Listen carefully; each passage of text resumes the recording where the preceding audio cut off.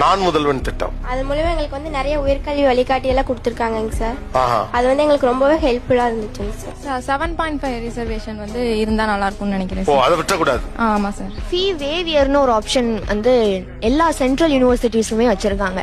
Government ஸ்கூல்ஸ்ல இருந்து போற யாருனாலும் சென்ட்ரல் நேஷனல் இன்ஸ்டிடியூட்ஸ்ல படிச்சா ஃபுல் ஃப்ரீ. ஸோ அது வந்துட்டு நம்மளே கூட வந்துட்டு இவ்வளோ நாள் நான் ஃப்ரீயா படிச்சேன், இனியும் நான் ஃப்ரீயா தான் படிக்க போறேன் அப்படின்னு சொல்லிட்டு தைரியமா வெளியூர் போறதுக்கு, வெளி ஸ்டேட்ஸ் போறதுக்கு நல்ல கான்ஃபிடென்ட் கொடுக்கும். Okay, S. NMS ட்ரஸ்ட் அந்த ஸ்காலர்ஷிப்லாம் ரொம்ப பயனுள்ளதா இருக்கும். என்னமா அது ஒரு ஸ்காலர்ஷிப் எக்ஸாம், கவர்மெண்டோட ஸ்காலர்ஷிப் எக்ஸாம் அது. அது ரொம்ப யூஸ்ஃபுல்லா இருக்கு சார். ஓ, ஓகே. அதுல பாஸ் பண்ணிட்டா அடுத்த 4 இயர்ஸ்க்கு மாசம் 1000 ரூபாய் வரும். அது மாதிரி நிறைய இருக்கு. தமிழ் டேலண்ட் எக்ஸாம்னு இருக்கு, சீஃப் மினிஸ்டர் டேலண்ட் எக்ஸாம்னு இருக்கு. அது பாஸ் பண்ணோம் அப்படின்னா நம்ம பேச்சுலர் டிகிரி முடிக்கிற வரைக்குமே மாசம் 1500 ரூபாய் வரும். இந்த எக்ஸாம், இந்த ஸ்காலர்ஷிப் எக்ஸாம்லாம் எழுதி ஸ்காலர்ஷிப் வாங்கிட்டு இருக்கவங்களா யாரா இருங்க? பரவாயில்ல, இந்த அளவு ரீச் ஆயிருக்கு.